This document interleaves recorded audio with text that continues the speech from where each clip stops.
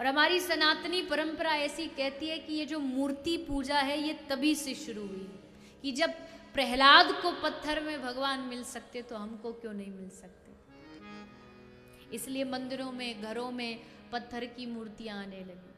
कुछ लोग तर्क करते, अरे ये तो पत्थर ही तो है, इसमें क्या भगवान मिलेगा।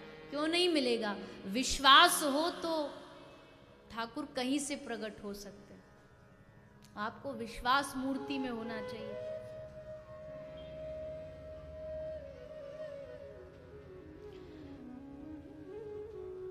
एक दृष्टांत आता है कि कोई भाई, उसकी कोई काम बिगड़ रहा था, कोई काम हो नहीं रहा था, तो किसी ने कहा एक काम कर, तो घर में गोपाल जी ले आ, उनकी सेवा कर। तो गोपाल जी ले आया, उनकी सेवा करने लगा, कुछ महीने तक की, पर फिर भी काम नहीं बना, तो बड़ा गुस्से में आ गया। बोले ये कुछ सुनता तो है नहीं, बस हाथ में लड्डू लिए बैठा ही रहता है, हटाओ इसको, कोने में करो, कोई दूसरा भगवान लेके आओ।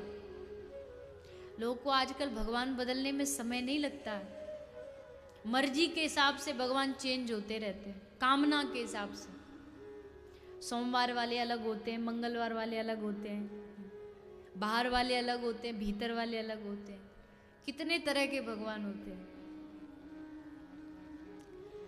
तो कोने में कर दिया गोपाल जी को, मंदिर के एक कोने में, बीच में कोई दूसरा देवी देवता लाके बिठा दिया। बोले अब ये सुनेगा। पर हुआ क्या, अब जो बीच में उसने देवी देवता ला के रखा, रोज उसकी आरती करता, अगरबत्ती लगाता था, धूप लगाता था। अब धूप बत्ती में गुण होता है कि आप उसे लगाओगे सीधा, पर उसका धुआं कैसे जाता है, लहराता हुआ, भलकाता हुआ, थोड़ा टेढ़ा, मतलब हवा के प्रभाव से या लेफ्ट में जाएगा या राइट में जाएगा। तो लगाता था वो धूप बीच में, और उसका जो धुआं था, जो धूप का सुगंधी थी, वो जाती थी गोपाल जी की ओर। अब वो भी कट्टर दुश्मन था गोपाल जी का। बोला हमारा काम किया नहीं और बैठे बैठे सुगंधी ले रहा है, ऐसे कैसे लेने देंगे हम। तो कहीं से रुई लाया और गोपाल जी के नाक में घुसा दी। बोले तूने हमारा काम किया नहीं, तुझे सुगंध भी ना लेने दे। बैठे बैठे सुगंध ले रहा है, रुई लगा दी। अब जैसे ये किया ना, तो ठाकुर जी प्रसन्न हो गए, प्रकट हो गए। अब प्रकट हो गए, बोले क्यों प्रकट हुए, इतनी भक्ति की तब तो होने, अब क्यों प्रकट हुए।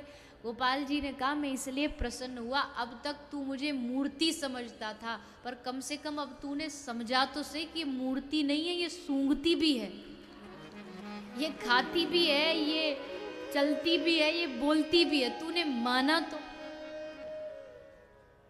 बस इतना ही मानना होता है।